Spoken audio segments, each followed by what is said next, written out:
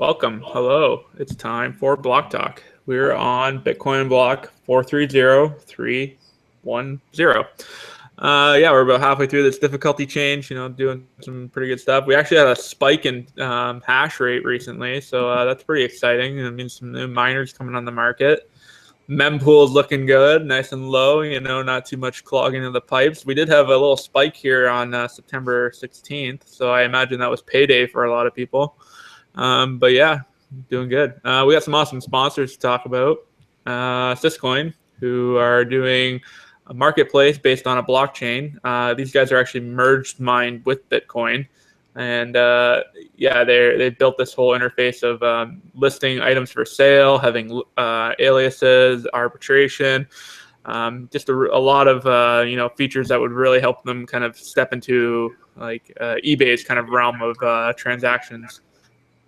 It'll be really cool to see some more adoption, guys. Check them out today at syscoin.org. Get the wallet. Also sponsored by Bittrex.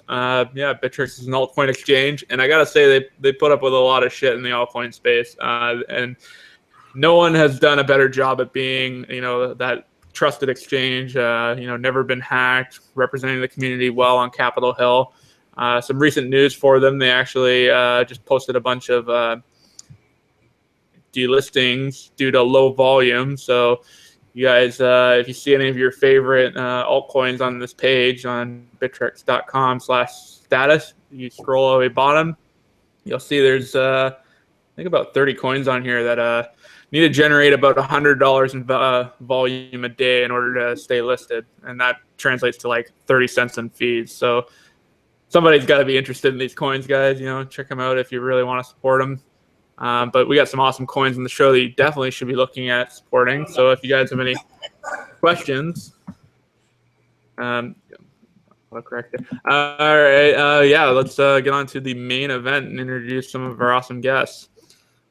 So first off, hi, I'm Alex, and if I get all laggy, please let me know in the chat, guys. But we got some even more important people to hear from. First off, we have Shaban from Spells of Genesis. Hi, everyone. Thank you for inviting me to the show. Thanks for having us. We'll get more into exactly what Spells of Genesis are in a sec, but first we got to introduce our second guest, Robert Ross from FoldingCoin. Hello. Thanks for having me. Thank you for joining us. Happy to have you. And finally, we have the one and only Christain MandelDuck. Hey guys, nice to be here. Thanks for joining us as well. Yeah, really looking forward to hear more about it. And as usual, we have our live audience sipping away on some beers bought with Bitcoin. So I'll post the address in the chat if you guys want to buy them as beer, $3 Canadian. But yeah, let's see how thirsty everyone gets. So let's dive right into it. Come on down, Shaban, and tell us about Spells of Genesis. What exactly is it? So Spells of Genesis is a game, mobile, that will be released on mobile and on the web. That's where all assets, not all, but most of the game's assets are registered on the blockchain, giving the user true ownership of digital assets. And that's very new, because on a physical game, if you look at card game, trading card game, when you purchase a card pack, you own the card that you purchase. If you purchase a card on Hearthstone, you don't own anything. You own some card in a certain account, but your account can be disabled. The project can be stopped anytime, so you don't really own them. Spells of Genesis is an arcade card game where you really own, and this ownership is registered on the blockchain. So once you purchase a blockchain card, you're free to give it, to share it, to trade it, the same way you could do with a physical card. And the blockchain allows that and gives the user a real, true ownership. And that's really, really exciting. Oh, I agree. So I guess maybe just to grab a couple technical details, these are counterparty assets that have been, so counterparty is Bitcoin that has been like colored, I guess. So these are tokens that used to be Bitcoin. Now they're something else on the Bitcoin chain, but now they're bit crystals, is what you're saying? So BitCrystals is the game currency. So we did crowdfunding 1 year ago, and we sold the game currency. And with that currency, you can basically purchase everything in the game. And from this currency, you can purchase blockchain cards that are counterparty assets. And counterparty assets works on the Bitcoin blockchain, like colored coin, as you said. So when you send like a dragon to a friend or to the market, you basically initiate a Bitcoin transaction.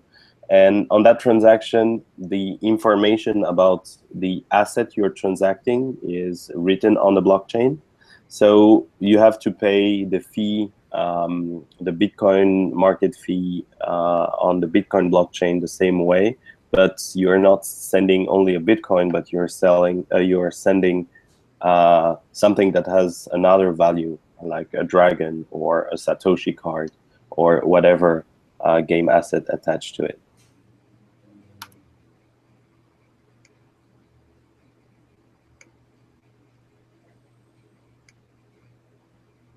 Are you on the SOGBazaar.com right now?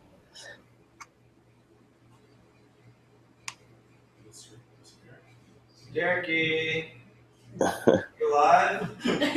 Oh, my bad. I was muted. Yeah, no, I had the screen pulled up, SOGBazaar.com/cards. You can see a couple of the cards. Yeah, these are pretty cool. So not only do you have like the physical, well, not physical, the card data of what card it is, you also have, I guess, some other things like health and hit points and other attributes. Yeah, so you can maybe try you can try the game online. So if you go to spellsofgenesis.com, it is easy to understand. But each card has specific attributes: attack speed and attack speed and health. And it's a mix between a card game and a pool game, arcade pool game, or bubble shooter. So you have some enemies that pops in the playfield, and you have to hit them. You have to throw an orb, a ball to them, and you have to multiple the hits in order to deal a maximum of damage. So each card has different skills. So some hit hard, some have specific spells. And it creates an infinite game, different game possibility with the card, because you can have spells that really change the way things happen on the playfield. So this way, we are continuously creating content like new cards, new level, and in the future, new skills. All that's recorded forever on the blockchain, if I may say. And even more than the game itself, I believe that there is a collection aspect, that since they're the first game asset registered on the blockchain, maybe in 100 years, even if the game is changed, doesn't exist anymore, the asset will be still there. Maybe they will be exposed on a museum or whatever, but also other game in the future might use the same assets, share the asset the same way, like Sarutobi, for example, share the Satoshi card asset. So the asset can be also cross-usable in other game, like MandelDuck did with Sarutobi, for example. Oh, what a great segue into our next guest. Let's talk to Christian Moss of MandelDuck, and you have some interesting games, I guess, to let us know about. Yeah. So I got started. I made a very simple kind of arcade game called Saratobi, which was a simple iPhone app, but I was very interested in integrating Bitcoin into it. So when I released it on the App Store, players could play the game, and as they played, they get tipped in Bitcoin. So that was pretty cool for a while. People still play the game now. Every month, the game will pay out the people who played the most Bitcoin. I'm interested in Bitcoin, but since I saw Spells of Genesis, and I saw that Spells of Genesis cards were actually blockchain cards, I realized that, hey, I could use these cards in my game. It's permissionless. I don't have to ask Spells of Genesis permission. I can just read the blockchain, and if a user has this card, they can use it as a power-up in my game. So I added some Spells of Genesis. Actually, I think my game was the first use of Spells of Genesis cards before Spells of Genesis, technically. You could use the cards, which is pretty interesting, I thought, And so now I'm really interested in exploring this concept of blockchain game items, the idea that you actually own a game item and you can use that game item in another game. And that's what I'm exploring. My latest app at the moment is a geocaching app, like Pokemon Go, but with counterparty assets. So you can actually geocache Bitcoin and you can geocache Spells of Genesis cards. So pretty cool. Yeah, I've got to say I've heard that concept before of geocoin, but it's nice to see the same technology applied to Bitcoin assets and everything. And you've actually so you have these two apps in the App Store, but you had an interesting run-in with Apple, didn't you? Where they were concerned, I guess, about legalness or something. Well, when I first got into Bitcoin, it was around about 2013, and Apple had banned all the Bitcoin wallets from the App Store. And I was an iOS developer, and I was very good at getting apps past Apple. That was kind of why I used to submit like about 10 apps a week or something for clients. So I thought, I reckon I could get a wallet through. So my first Bitcoin app was a wallet called Bitty. It's no longer on the App Store, but that got through. And I thought, okay, I'll try and get a game through that used Bitcoin. And that got through. And about a week later, it got taken off the App Store, and I got an angry phone call from Apple. Kind of, I think they were a bit, I think they're not familiar with the concept, and they're very cautious. But I think Apple generally, speaking to them, they get more accustomed to the idea. And once they understand it, they're opening up a little bit more. I think at the moment they have an issue with altcoins. There's been a lot of news recently. Very specific altcoins. Wallet. Yeah. Apple seems to know. Well, they have a list of approved currencies, which are, I think at the moment, are Ethereum, the Bitcoin, Dogecoin, DAO token, and Litecoin are the ones they're approving at the moment. So that's their wisdom. I don't know how they got to that. And counterparty is interesting because anybody can make a coin. So and you don't make a coin on counterparty, you make a token. So a token can be a currency, but it can also be a game item. And it's going to be interesting going forward what Apple's policy will be on that. Yeah, and I guess speaking of tokens and currencies built on counterparty, we have probably one of the best tokens you can mine, FoldingCoin. Hey, so we have Robert Ross of FoldingCoin. Hey, Rob. Hey. Yeah. So, Oh, go ahead. Thanks for coming on the show, and please tell us more about FoldingCoin and kind of how it all started. Sure. Sorry, I think I have a little bit of a delay. So basically what FoldingCoin is FoldingCoin is a token on counterparty that you earn by joining the Folding at Home project, which for those who don't know what the Folding at Home project is, it started in October 2000 by Stanford University. And basically, it was a distributed computing platform long before Bitcoin. It's been around for a long time. And it uses your spare computer cycles to crunch these algorithms to try and help find cures for cancer, Alzheimer's, and other viral diseases. And so people have been contributing to this for years and years and years. And how we thought up a FoldingCoin was me and a group of miners who we used to do Bitcoin mining, and then we changed to altcoin mining. And then once the script ASICs came out, there was nothing to do with the graphics cards anymore. We're like, what can we do with all of our graphics cards we have? And we thought of this idea. Allow these old school miners who still have these tons and tons of GPUs that are just collecting dust at this point to contribute to Folding at Home, and we'll issue a token for them doing that.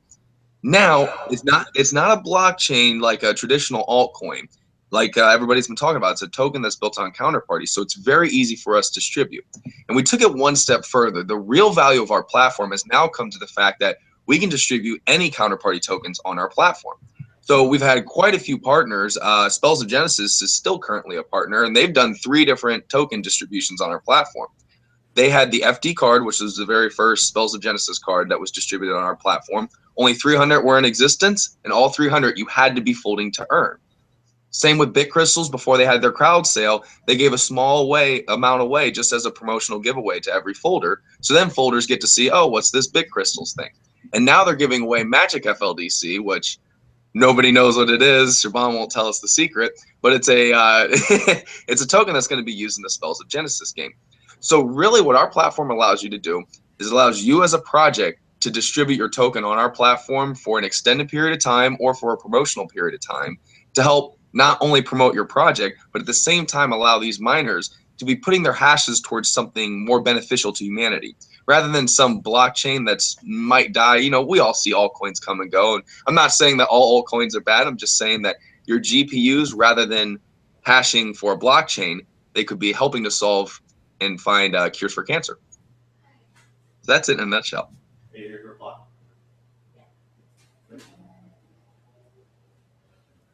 I think you're on And mute. we got some more guests in our live audience there. Oh. Got some more guests in our live audience here. You guys hear me all right? Yep. Hello, hello. Okay. So we actually got a question too for Christain on MandelDuck. So I know this was an issue in Pokemon Go. Andrew Wagner managed to figure out GPS spoofing, and I know it's even an issue. So how have you solved, I guess, the location spoofing with your game? Yeah, so I think this is an issue which is, I think it's one of the reasons why people didn't make a Bitcoin geocaching app before. I think some people did make some before, but it was a big problem. And it is a big problem, I'm not going to lie. If Niantic can't stop GPS spoofing, then I don't have much chance either. With Pokemon, obviously, it's not really worth anything because, you know, they come out of nowhere. But with tokens and Bitcoin, it is a problem. So we generally deal with it. There's typical kind of, there's tracking. So if somebody picks up a Bitcoin or token in China, then 10 minutes later they pick one in New York, you can assume that they've probably spoofed their GPS, things like that. But when the user drops Bitcoin or a token, they can add a question, like a location-based question. So lots of people will drop tokens in like a bar. Some restaurants, for example, might drop a token to get customers. And in order to collect that token, you have to answer a question, which might be, you know, what's the Wi-Fi password here, or what's written on the wall here, things like that. So it's not perfect, but we find that people have actually been quite creative with it. You know, so people, you know, it gamifies it a little bit. People can, you know, you have to solve the riddle almost. No, that's a really dealing with it. It's a really elegant way of dealing with the problem. You know, like don't you know need to do any sort of obscure trust mechanism or verify people's phones or any algorithms. Just put a simple question on it. Yeah. So like I think so. The app we're talking about is called Takara, and it's only on the iPhone at the moment. It's coming out on Android soon, but we don't actually store any user accounts. So there's no email or password. So people, you know, anybody can download the app and drop and pick up a token. So yeah, it's really pretty much secured using, you know, the location-based question. And in the early days, for Bitcoin, we made it optional to add a question, and it was fine actually. Not many people spoofed it, and the people who did spoof it, kind of the system detected that. But recently, since Pokemon Go has inspired hackers and spoofers, and it's taken it to a new level. It's made it that much easier. So at the moment, adding questions for Bitcoin is enforced, but adding tokens, some tokens might not have any value, so it's optional for the user. If they want to drop a high value token, they can add a question to secure it. If not, they can, they have the option not to. Cool. Well, let's see. I was looking at your card here, the Saratobi card on the SOG Bazaar, and it seems to be one of the only ones that's sold out. So I find that I guess you say it's a power up in your game right now, so that might be some of the reason for the demand for this one, other than the monkey is ridiculously cute.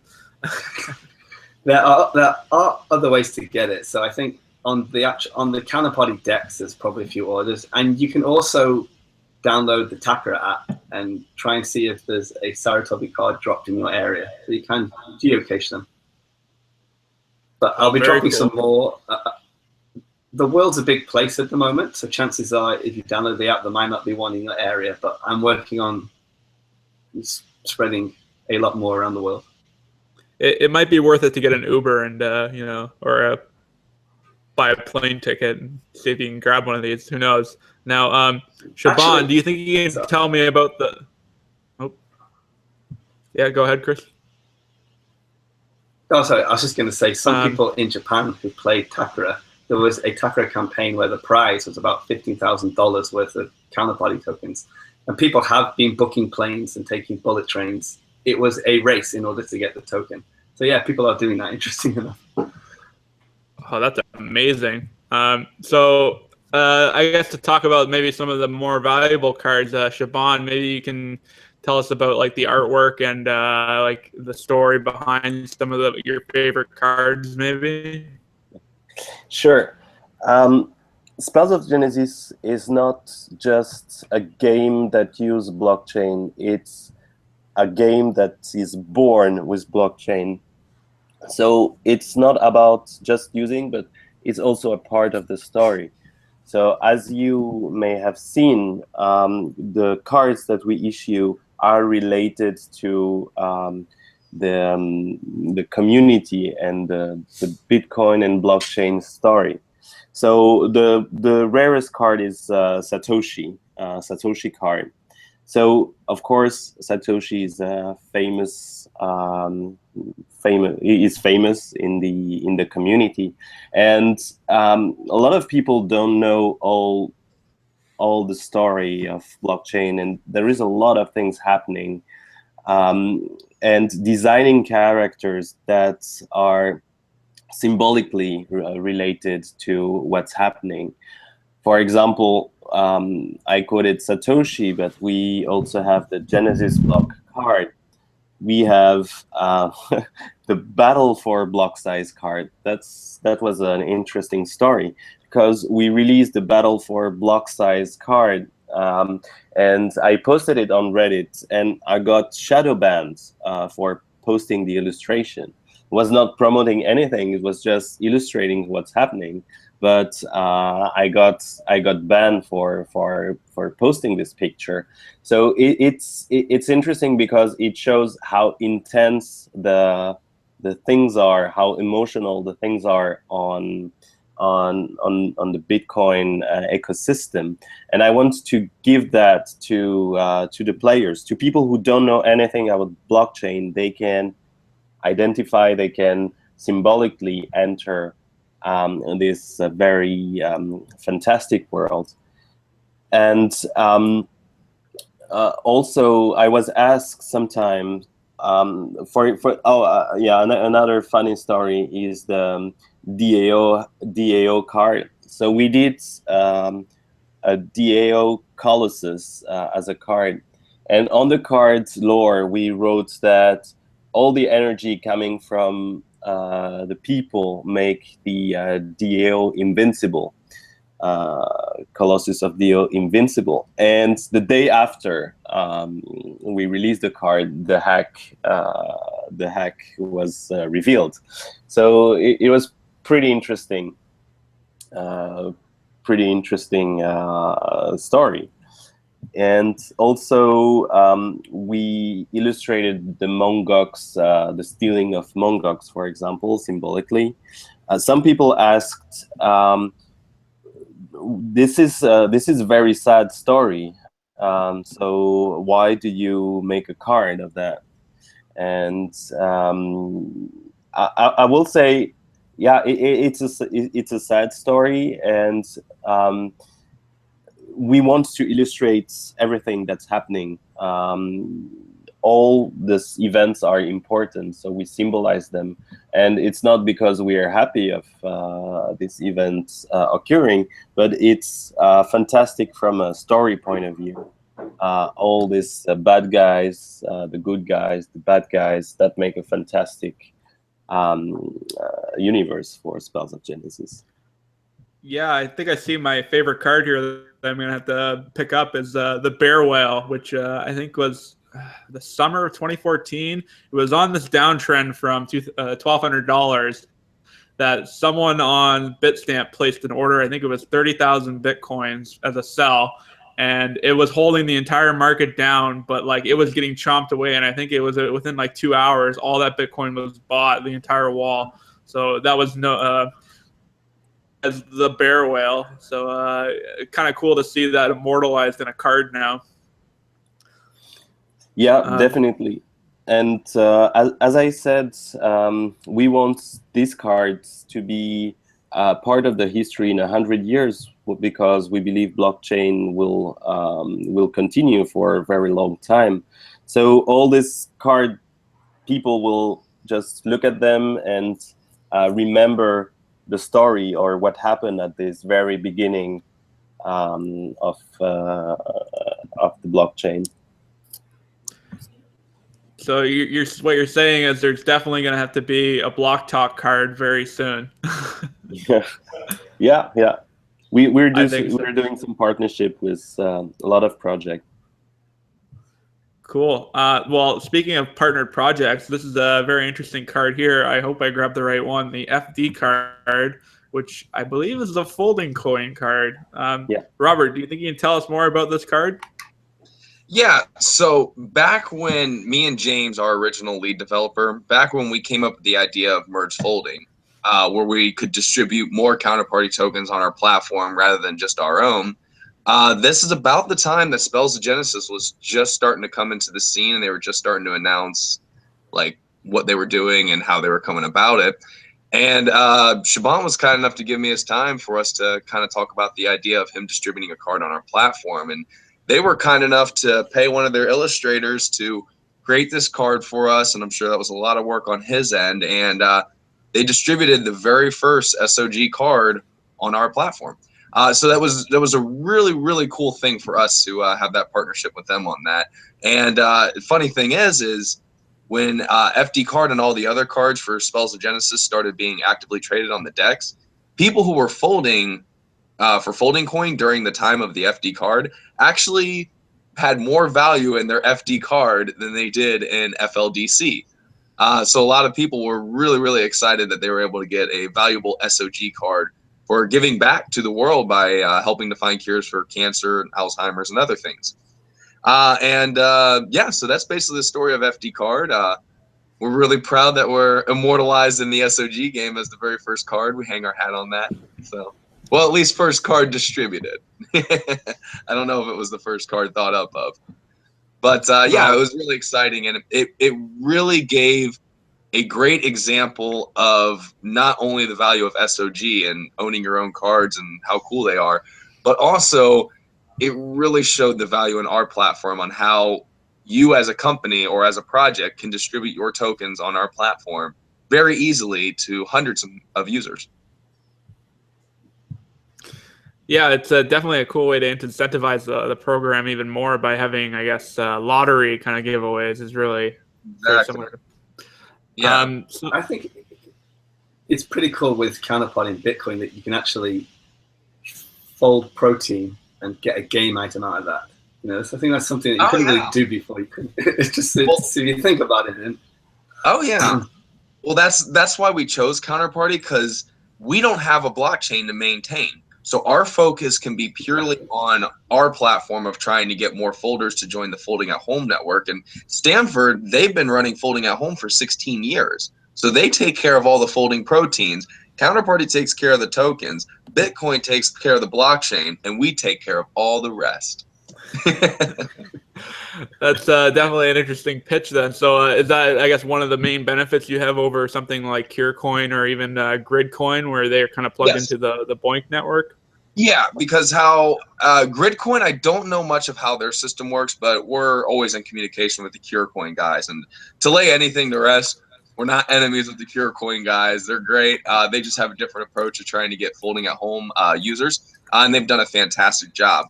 We did the Counterparty route because they still have to maintain their own blockchain. And I think something like, and don't quote me on this, but I think it's something around 10 or less percent go to the SHA-256 miners of CureCoin, because CureCoin uses a SHA-256 chain. So that way people who bought like BFLs or some other, you know, SHA-256 ASIC miners that aren't being used for Bitcoin anymore, they can easily maintain the CureCoin blockchain. But still, that energy, we see it as, you know, that's more GPUs that can be put towards the network, and more rewards that can go directly to the GPUs. So a small percentage of theirs goes to hashing and paying for their blockchain. As for 100% of ours goes directly to the folders. Also, since we are on Counterparty, we have that added benefit of being able to do partnerships with like Spells of Genesis and distribute their token on our platform with real, I mean, almost no effort now that the platform's been built by us. There's almost no effort to just distribute any Counterparty token on there. And that's through, to go ahead and cite who that is, that's through the Tokenly asset distributor. So Tokenly also runs our asset distributor. So we use a lot of other people's work and put it all together to make ours happen. And you get to have the benefit of having that the same address as Bitcoin, which you know, as unintelligible as that can sometimes seem, to be able to share that is definitely very powerful in itself. Oh yeah, and the reason why we actually did that, because CureCoin, what you have to do is you'll look on the CureCoin team, and I can actually I can share my screen. Oh, I'm able to share my screen, am I? That's okay. I'll just explain it. So with CureCoin, you can have just a regular username like MandelDuck. You can just have that as your username, but you also have to sign up for their as the same username on their mining pool, and that's how they authenticate you. We don't need an authentication process. That's why we chose to have people add Bitcoin addresses directly to their folding name, because we don't have to go through any sort of authorization or any sort of like registration thing, because as long as it's your Bitcoin address, you directly are going to get the rewards. And that was also, we had to do that because Folding at Home, they stopped doing any sort of like sharing user information because they ran into a bunch of liabilities because they're a non-for-profit.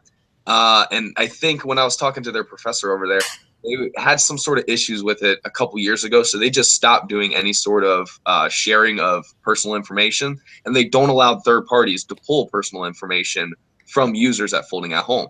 So without the need of pulling their information, we just put the Bitcoin address on there, and that's all we really need. So that's brilliant how Bitcoin can work, can double as a way to authenticate somebody. That's interesting. A clever little hack for you guys. So not too much concern, I guess, for Folding at Home going away anytime soon. Like that is kind of the centralized point in the system. That is something that comes up. People just like Spells of Genesis, they share this. I wouldn't necessarily call it a flaw, but it is just kind of the nature of Counterparty. Spells of Genesis, FoldingCoin, they are centralized coins, and we make that very clear in our white paper. But also, once I give you the FoldingCoin, like if you have 10,000 FLDC, I can't just take that from you. But like we do hold the undistributed FoldingCoin, just like Shaban, they're able to create the assets and hold the cards.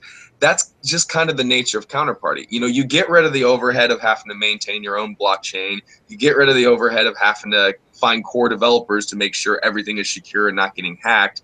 You don't need miners or anything like that, but you do need a trusted central figure. You know, that's why me and Yona, he's the communication guy over at FoldingCoin, and you see other people like Shaban, other Counterparty projects, where you counterparty projects like to put faces to their projects to kind of build trust, because FoldingCoin, Spells of Genesis, Storage, we all have to build a real good trust within the community because they are trusting us to be the centralized figure of a centralized token. Yeah, that's very true. We had that kind of on the show with Sean. We asked a lot of questions about the total supply of storage coin, and since on the show he announced they were putting out a transparency report. I think I have that somewhere. I'll tweet it out. But they say exactly what the plan is for every single coin. It kind of allows for a lot of more trust to be built. But yeah, you still need trust in these systems when you're dealing with people who want to build companies on top of these asset systems. So I think you guys are probably doing the best you can in terms of it. In terms of, I guess, the future, so like Gridcoin, they're a proof of stake currency. I think it's like 5% interest, but they allow you to pick several projects on the BOINC. Like they have a lot of different options for not just folding, but also like examining star data or other random projects that require computation. Absolutely. Do you guys have any plans for anything other than folding? So that is another question I get a lot, and here is the answer that I usually give. So the two biggest, besides Bitcoin, pretend Bitcoin doesn't exist, the two largest distributed computing platforms on Earth are Folding at Home by Stanford and BOINC by Berkeley. And BOINC actually started, a lot of people, when they say, what's Folding at Home, I say, well, have you ever heard of SETI? And usually people say, oh, yeah, I heard of SETI. SETI is like the original distributed computing platform. Like I'm pretty sure it's the very first one, but it was in 96, I think, 1996, and that was trying to find aliens. From that evolved to BOINC. Yeah, and my response to that is I'd rather find the cure for cancer before aliens. We'll get to aliens next. Let's get cancer solved first. But no, that developed into BOINC, and BOINC is fantastic. You're right. If you are some sort of scientific researcher and you need a bunch of computing power, you go ahead and open a project on BOINC, and bam, you're going. And then people just contribute to the project as they want. There's pros and cons to that. The pros of the BOINC platform is any research developer can go ahead and just throw their project on there.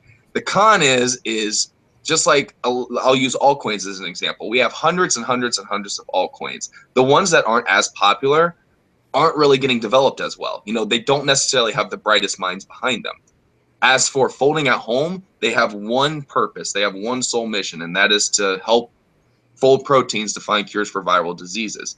They have an incredible staff over there. They have incredible college kids who work on the program all the time. Their professors got credentials out the wazoo. They just all around when we originally developed FoldingCoin, we actually thought about going into the BOINC direction at first. We chose to go with Folding at Home because just from our research, not to take too much away from BOINC, but from our research, it seems like Stanford really has the better platform. It's a lot more stable, and they get a lot more research done. Not taking anything away from like World Community Grid on BOINC or anything like that. But then also to go back to your question of can we add that, I think a Gridcoin is great because they're going after the BOINC community, and that's awesome. It's very hard to merge the two because then it would be like, well, how many people are on BOINC and how many people are on Folding at Home? How do you distribute the folding coin between the two? And then also when you go to BOINC, you have to break it down to, well, which program's more beneficial to humanity? If let's say 30% of our folders are on SETI and they get 30% of the rewards, that might not seem fair to other people who don't really care to find aliens. Other people are like, well, it's more important to find cancer. So there comes into all kinds of problems. So I don't foresee it in the future. But who knows? Things change all the time in this space. But as of now, we're moving forward, just working on the Stanford platform. And Gridcoin, I think they're probably just going to stay on the BOINC. I don't ever see them intersecting. Oh, that's cool. Like in the future, you guys could easily, I guess, take your platform and clone it and then say this is now SETI coin or BOINC coin. And for anybody listening who's interested in the BOINC platform, if you do, everything we do is open source. If you want to take our code and you want to apply it to BOINC, I have secured every counterparty asset name that has to do with BOINC. I have SETI, I have World Community Grid, I have BOINC, I have all of them. So if you are legitimately interested in forking our code, applying it to BOINC, please get in contact with me. If you seem like you're serious, I have no problem handing the asset over to you. So I'm safeguarding them right now. Very cool. No, it's good to know that you're very forward thinking. Any questions from our guys in the live audience there for any of our three guests? Yeah, I've got a question. Can you hear me all right? Yep. Yeah, you sound good. So my question is for the Genesis guys. So I kind of like the idea of trying to make assets in a game be bearer assets, meaning that they're assets based on a private key that is held by the user and only the user can spend it. But that's kind of been a problem for Bitcoin because users generally aren't very good at handling their private keys, and if they lose it, the asset's gone. So I'm wondering if the Genesis guys have done anything to make it easier to handle private keys, or like what is the user interface to manage the private keys for these counterparty assets? A very good question.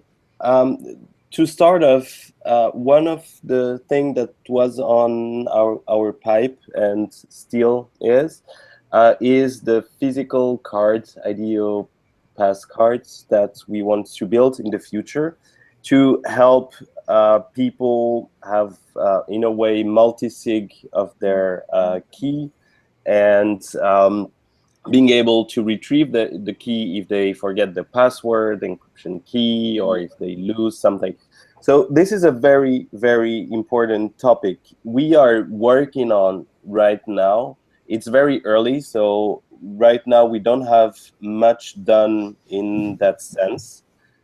But for the coming development, we are really putting the focus to ease out the entry barrier to blockchain, and that's very critical.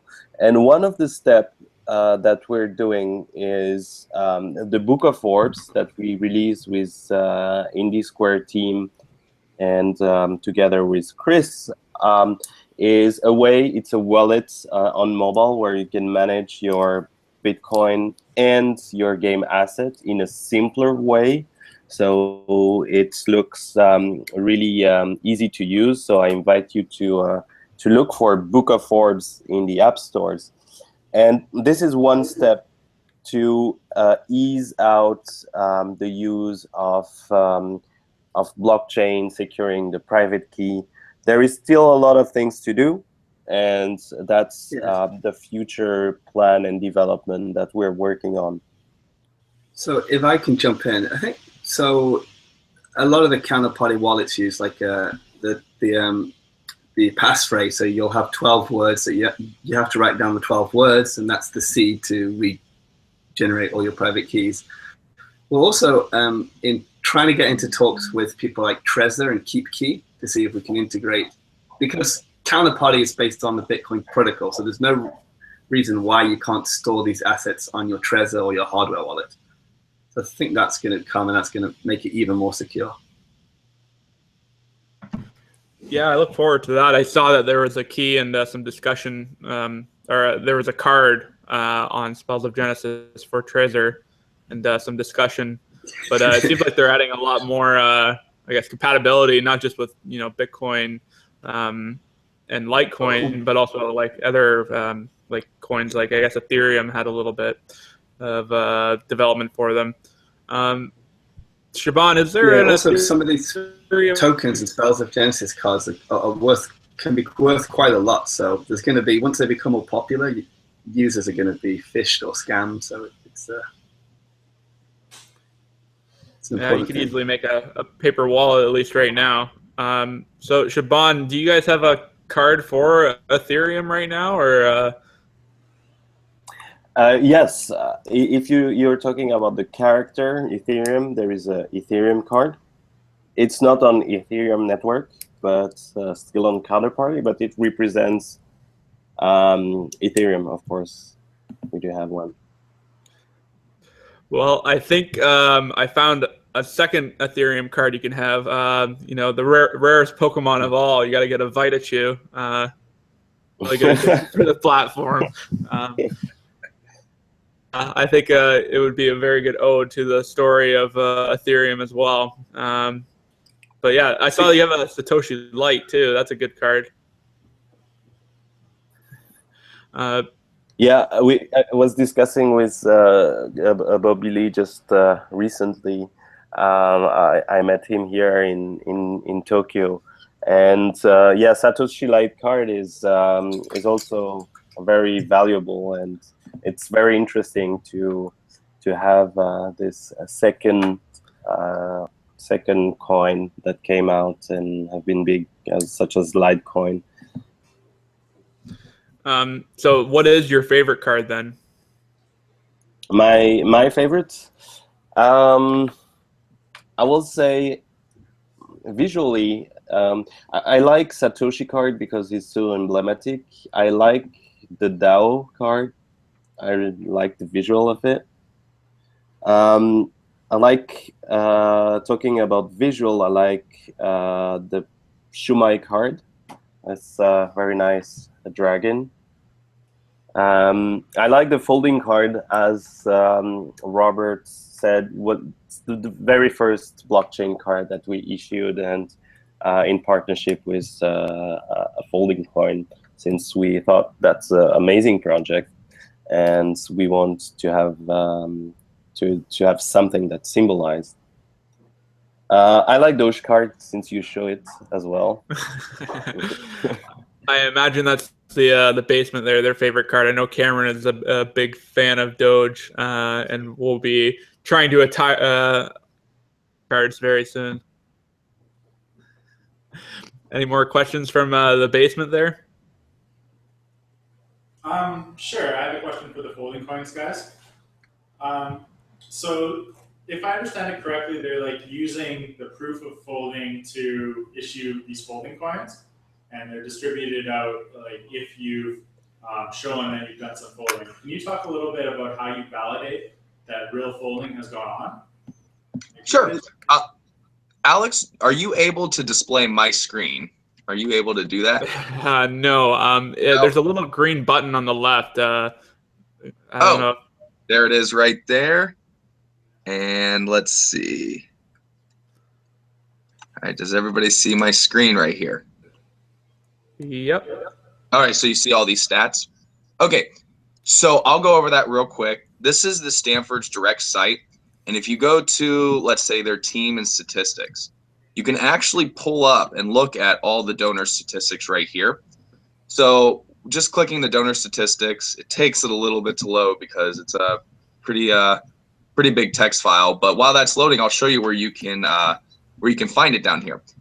So here it is right here. So this is every single donor that Stanford collaborates. Okay, so here's the amount of credits they've had throughout all time. Here's their total. These right here, this total right here, work units, these are the amount of folds that this person has done.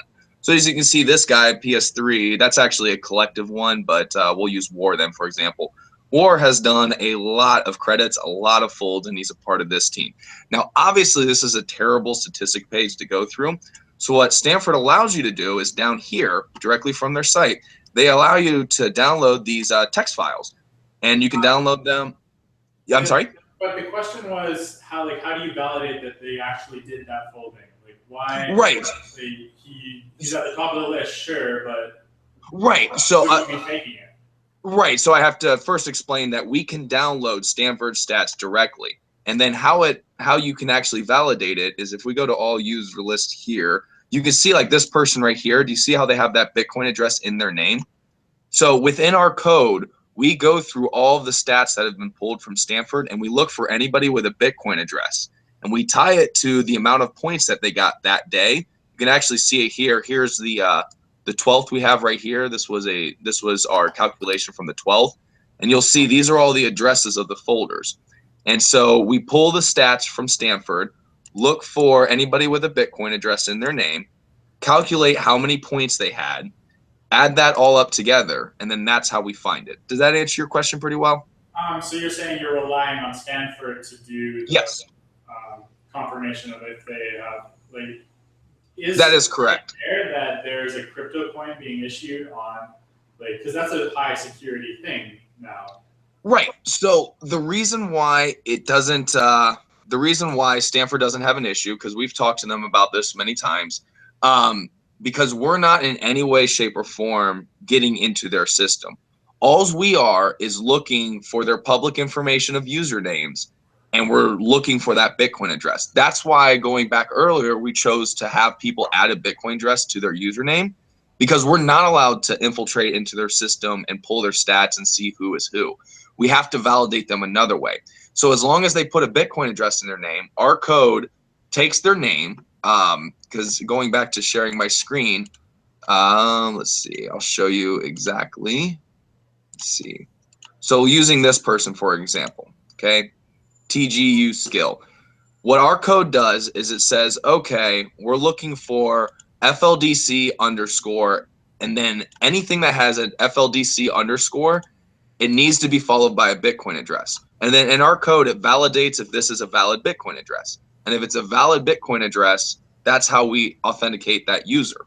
So even if somebody else is folding on, let's say, this guy's Bitcoin address, that doesn't matter, because then he's going to get the rewards. So you have to fold on your own Bitcoin address. Otherwise, like if you decide, haha, I'm going to fold on TGU skills username, well, the joke will be on you, because we're going to send the rewards to this Bitcoin address for the work that is done under this Bitcoin address. I think you misunderstand. What I mean is people pretending they performed work to the Stanford server. Oh, okay. Not actually doing that work. Like, how is the validation done? Like, so that is out of our hands. That has to be validated by Stanford. They haven't had an issue, I think, since 2008 when they introduced something called a passkey. But there hasn't been a financial incentive to attack their servers.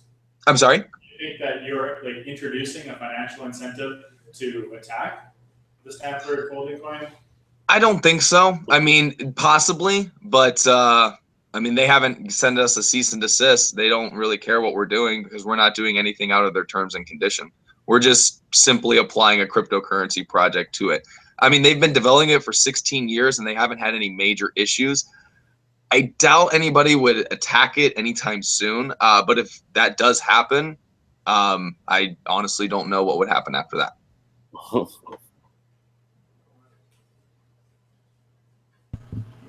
I do have one more question. Can I keep going, sir? Yeah, go for it. So for the Genesis guys, it's kind of been shown that Bitcoin is going to be kind of considered a settlement layer. And a lot of the core developers predict that the price of settling directly on the Bitcoin blockchain is going to go up a lot in the future. Like, how, as your assets are being traded as counterparty Bitcoin assets, like, at what point does it not make sense to use the Bitcoin blockchain in terms of fees? Like, if the fee gets to $1, to $5, to $10, like, when does it no longer make sense to settle on it? That's of course a big debate and a big problem. For now, the cards you get on the blockchain are pretty much valuable. So it's usually, I will say, around $5 to $10 a transfer a card. In a sense, it's not too bad to have a little fee, because this way players don't do like automatic bots that gives the same cards to multiple player like every 10 minutes or something. The fees increasing, of course, is a problem. It's a problem for us. It's a problem for everyone, actually. So it's not only our problem. We are counting on people to find consensus on the block size or on whatever it will take in order to keep the fee reasonable, because it's also one of the core value of the Bitcoin is to transfer something of value for almost nothing comparing to the credit card or the bank fees. If this rules breaks, then we'll have to find another solution, but it will be very bad for Bitcoin in general. So I will say that's a problem, but it's a problem for everyone. From Spells of Genesis use case, we are using Bitcoin because it's the most easy, the most effective way as today. if that would have to change, we could migrate in whatever system will be better for our users. Yeah, can I jump in here? I think it's hard to say exactly what's going to happen at the moment. It's something we think about. Obviously, there's the introduction of payment channels might be a game changer. How counterparty could or will use payment channels might solve the problem. Another thing is that for the most part, in order to use, I think sending an asset like an SOG card, sending it once, you have to pay a fee. But to use that in Spells of Genesis, you don't send it each time you use it as a power-up.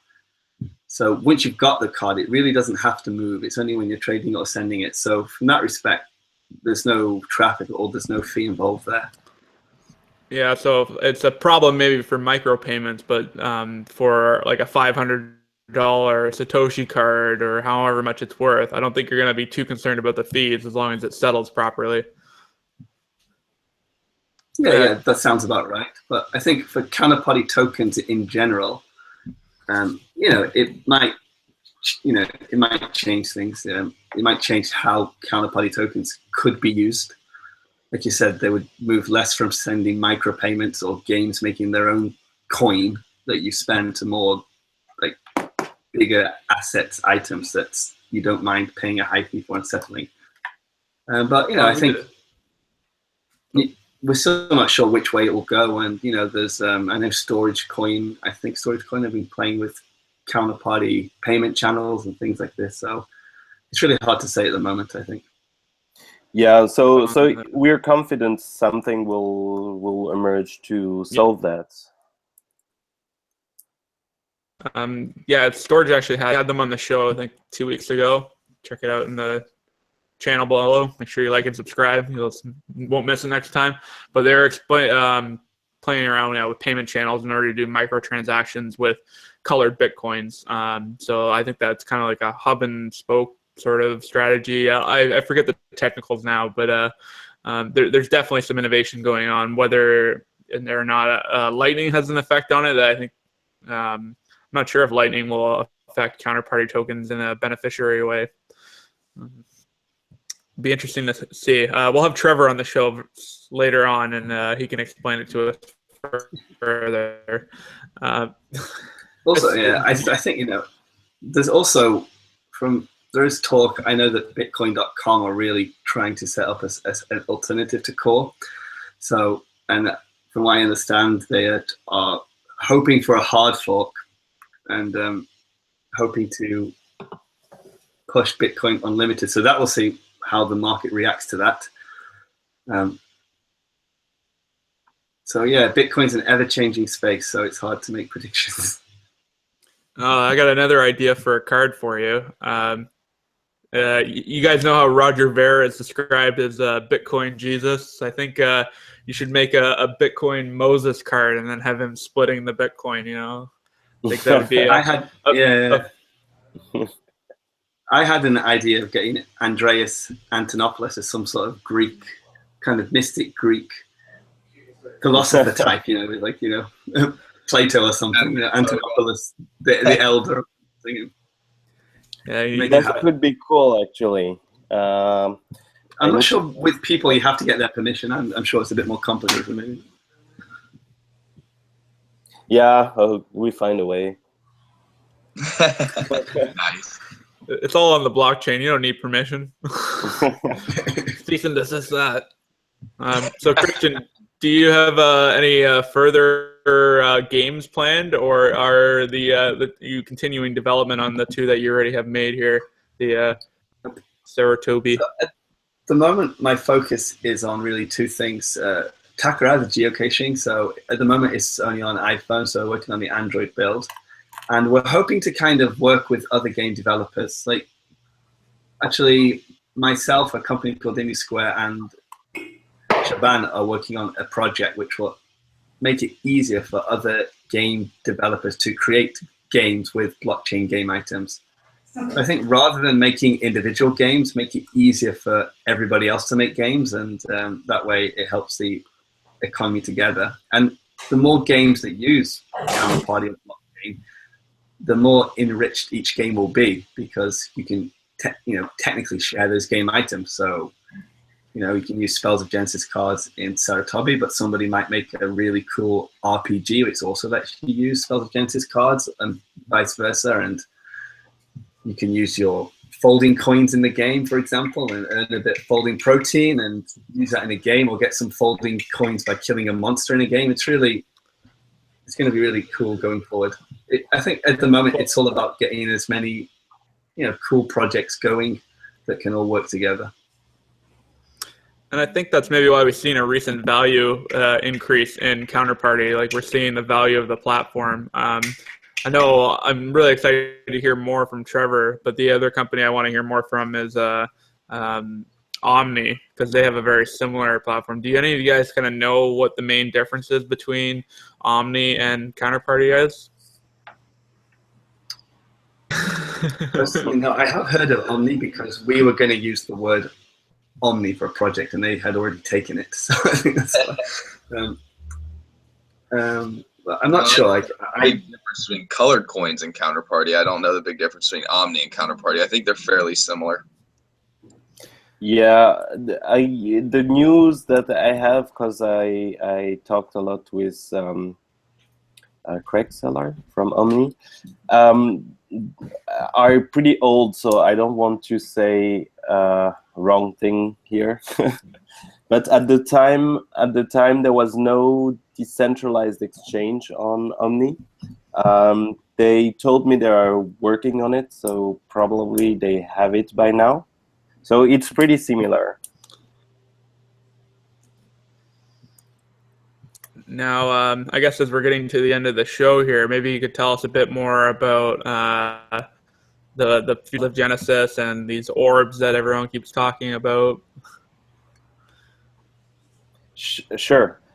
So the long-term goal for everyone doing games on blockchain is to acquire mainstream users, to ease the entry barrier, to make it easy for game developer to issue their assets and manage their assets as a game creator. So that's what we're working on right now at EDS and Indie Square, is all these Book of Orbs, like lower the entry barrier from the developer and the user point of view. We definitely think it's gonna be big. So we are just, all the games in the future will have to use the blockchain, because in 5 years, nobody will want to pay money for something they don't own. Right now, people are okay to pay their music on iTunes at the price of a physical CD without owning the full rights on it. But since now the technology allows it, people will definitely want to own what they purchase. So that's the whole thing about the Book of Orbs, is giving this empowerment to game developers. And we believe that in a few years, it will be normal to use that kind of system, and we want to pioneer in that. Yeah, for sure. Like, I got a friend who's got a serious addiction with buying weapons and like safes on Counter-Strike. Yeah, Counter-Strike. And he spends a lot of money trying to get a knife, and like that's all he wants is just like, well, we got to get this knife. Yeah. Also, like, I used to be quite a big gamer, and I do like games, but I think a lot of people feel this way. You put a lot of effort into your time and value, and sure, there's entertainment you get from that, but you could spend days unlocking something, and then a few weeks after you finish playing the game, all that value's gone.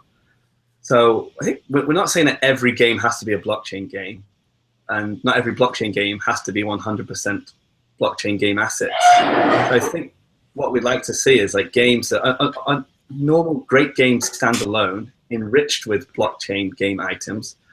Like Spells of Genesis, most of the cards are not blockchain game items. They have, some of them are, but it just gives extra value to the player that after they've actually spent time and put effort into a game, they've got something real that won't disappear, something that has value that they can then trade, they can keep, they can use in another game, I kind of like to think maybe in like 50 years, there'll be a grandfather will show his grandson a private key that has a Satoshi card on, right? And lost and rare secret Satoshi card, things like that. So I think it's going to be pretty cool going forward. And I think no other big gaming companies really noticed this or thought about this. I went to Tokyo Game Show the other day, and all the game companies are just looking at VR, VR, VR, which is great. But I think we've really got a good chance to do something new and cool.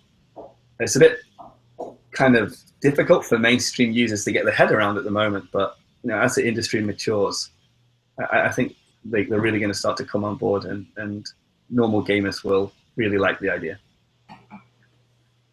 Well, I think it'll be like really paradigm shifting if, say, like the gold you earn in WoW can be transferred to the next version of World of Warcraft.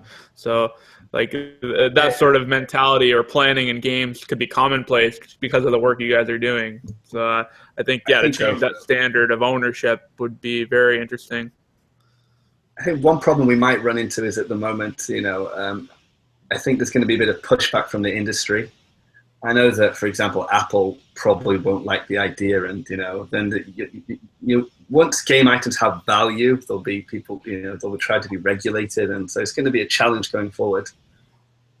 But there's no reason why, like, if you do a sport or you're a musician and you buy a guitar, you can play that guitar in any song in any band. No one's not going to try to regulate you on that. But I don't see why digital assets should be any different. If you own a sword in one game, that's your sword, and it's not Apple's, it's not World of Warcraft's, it's yours. And well, they had issues. Isn't that along what you're talking about? They had issues with World of Warcraft and Second Life and Counter-Strike. All those people found ways to sell items outside of the game. But was it mostly like tax issues, which was the reason why it caused so much controversy?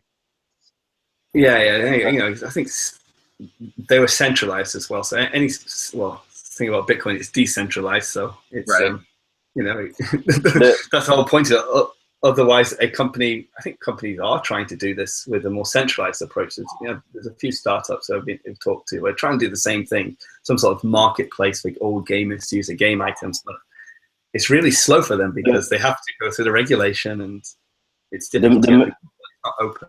The main problem about centralized system is the fact, for example, in Munga, our previous game, we have a free exchange in-game and with the game currency, and some player exchanges the card for real money on the table, and they do a very small in-game currency transfer. The problem with that is our server are considered as bank if we authorize transfer for real money, because meaning that our database holds the card data or the game data, and people put money in and out. So it's a bit like the game developers acting as a bank, like holding people's assets. And that's a problem. With blockchain, we decentralize that. So we are not holding no one's value. Everyone is holding his own asset on his own. So he's free to transact, and we're not liable of holding people's value. I think the solution is just to go full circle and have these cards traded on Mt. Gox. So,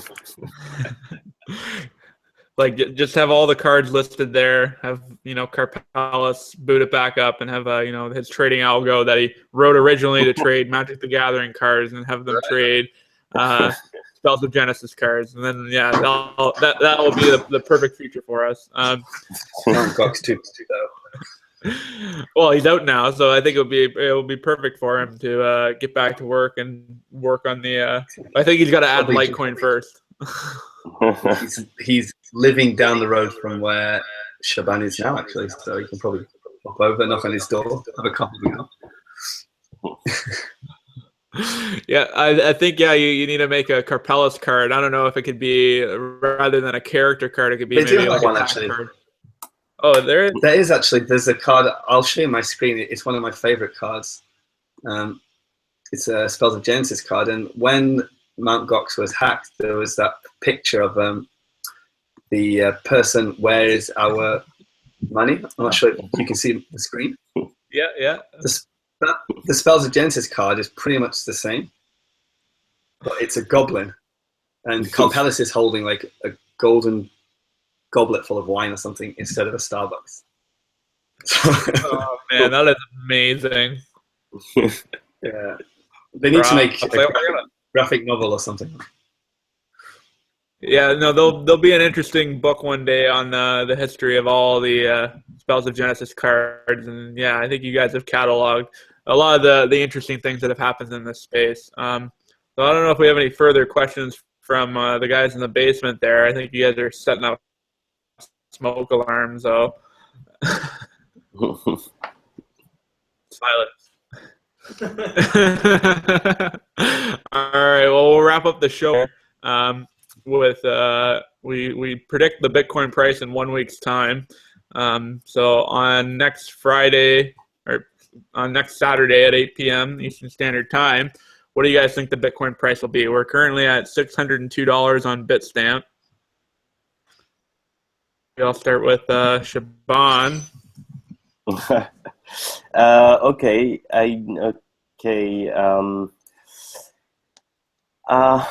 I will say 612. 15. 615. 615. All right, now Robert, what do you think? I'm so bad at guessing the price, so I'll just go on a limb and say $5,000. I could be optimistic, right? I could be a little optimistic. Not too far out there. We've been getting a lot of 4-digit guesses on the show recently, so I think people are getting far more optimistic. Make sure to spell your name right now, Christian, because I think I have it wrong in the title on YouTube. But no worries. Yeah, I'm optimistic. I think that the end of this year there could be a nice increase. So I'm going to say it's next week, right? You said. Yep, just in a week's time, 7 days. Maybe I'll go for 620 then. 620. Everyone's feeling bullish.